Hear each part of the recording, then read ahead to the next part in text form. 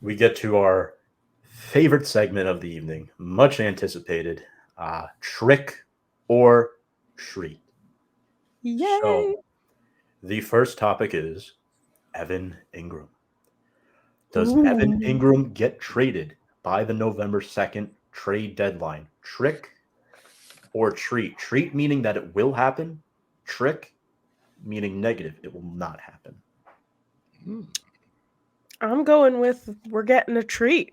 We're getting a treat. And I mean that in both ways. I mean that I think that it'll be better for us if we don't have Evan Ingram on the team anymore. I know as of like a day ago, a report came out that said multiple teams are expressing interest in Evan Ingram. And again, I've said it once, I've said it many times.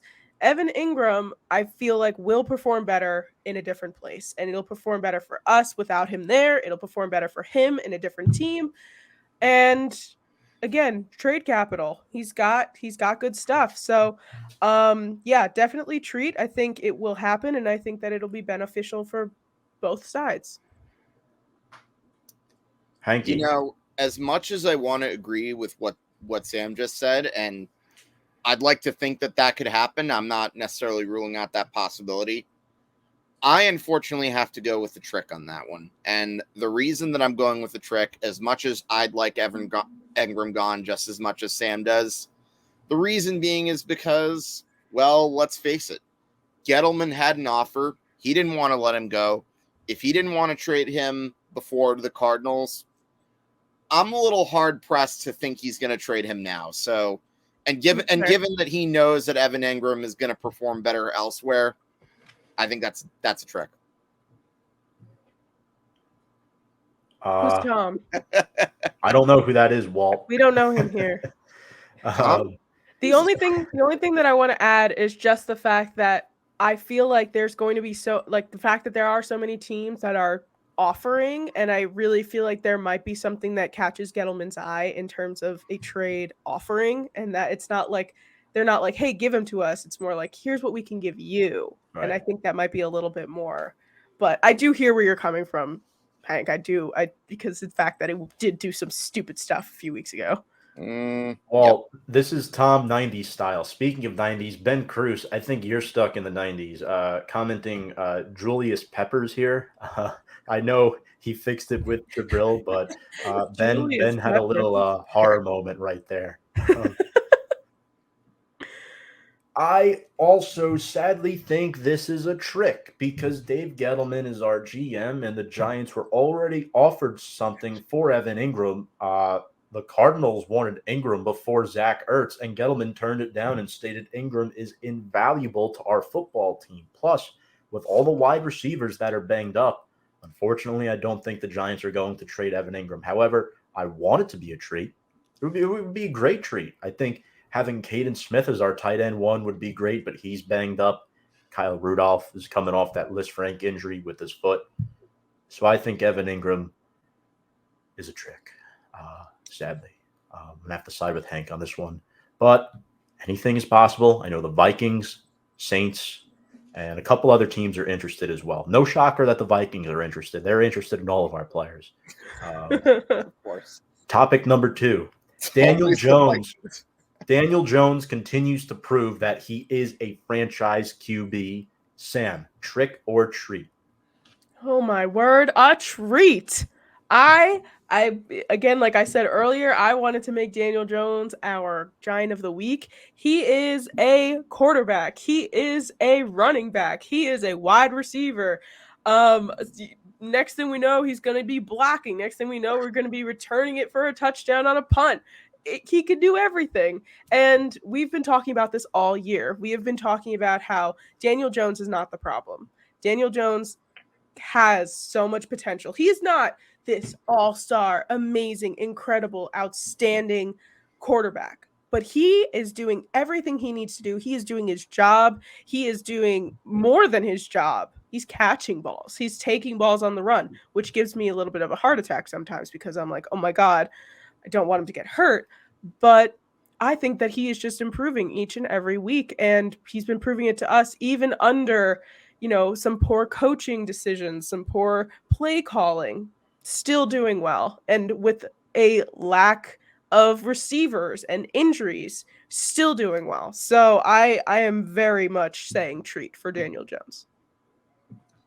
I have a feeling this might be the only question here that's going to end up being unanimous. I'm going to say treat as well because slowly he has been getting better. I said before the season, this is when we're going to find out, is this guy for real? And you know what? Not one of those losses did I think Daniel Jones was at fault. Not one. Last year, I thought maybe there was like, I don't know, 2 or 3 that like they could have probably had if it wasn't for a certain amount of Daniel Jones mistakes. But then I saw a little bit of progress in the second half. My only concern was, is it going to translate into this year? And you know what? It did. And who knows? Maybe the Giants over time will develop a better team with Daniel Jones. And and of course, I also had to think about this. You knew they're not going to even think about a new quarterback next year because they got 2 first-round draft picks. But I digress. That's for later. Daniel Jones is the guy. He can do it all. Like Sam said, he can run, can pass, can even catch it if you need it. And who knows? You know what? I'm going to one up you, Sam, and say this. His catch was better than Odell Beckham's. There, I said it. Somebody had to. Yeah, Well Odell done, Beckham, Mike. never heard of him. To wrap this up quickly, I say treat, and I full-heartedly agree with Noah's comment. Daniel Jones is light years ahead of Jalen Hurts. He's the second best QB in the NFC. Jalen Hurts is the worst starting quarterback in the National Football League. I still stand by that statement, regardless of how many points he puts up in fantasy. Brian Attard tweeted this out. He's such a good fantasy football quarterback, but he sucks in real life. It's called fantasy for a reason. It's not real. He's really bad. And third point, the Giants will get 2 of these injured players back this week. At least 2. Saquon Barkley, Kadarius Toney, Kenny Golladay, Sterling Shepard. Hank, we'll start with you on this one. Trick or treat? Oh, this is a tough one. I want to say treat, but I have a feeling it's only going to be one of them. Not sure who, so I'm going to say trick. Sam.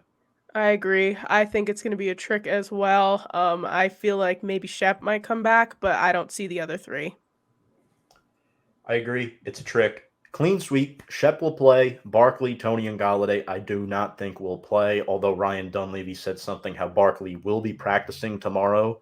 They expect Golladay and Toney to get reps on Friday as well. Now that the game is a day later than Sunday, it's on a Monday. There's more wiggle room there, but I don't think it's going to be enough. Save them for the Raiders game. Last topic. Azeez Ojulari will finish the season with 10+ sacks. Trick or treat? Treat. Plain and simple. Kids already got 5.5. We're in week 7. For sure. Ending with more than 10. Give me a treat on that one. 5.5. Like Sam said, enough said. And I think he's going to outproduce Leonard Williams this year, too, in that sack department. He's got 5.5. Leonard's got 4.5. Azeez is on a rookie contract. Leonard is on a mega 3. And don't get me wrong, Leonard Williams is a great player. He's living up to the hype, but Noah says treat 23 sacks. I wish. 23 sacks. I think more like 11 or 12 is reasonable at this point. Breaking But, Strahan's record? Wow. I really wish. I think he wants Strahan's record to be broken. It still stands, and I do think it's a treat. One last point I want to bring up. I know we started the show a couple minutes late tonight, and we're bringing on Paul in just 1 minute, but I wanted to throw this in there. So I've been under the weather the last couple of days. I'm okay, but I had a dream last night that we didn't start the show until 10:30 p.m. when it was supposed to start at 7. All 3 of us were in my basement, and there was 100 people trying to sit and watch our show, and it took us 3.5 hours to kick everybody out of my basement. That's a weird dream, Tom. And we finally agreed that Sam and Hank can each have 2 guests sit in and watch our show. That was my dream last night.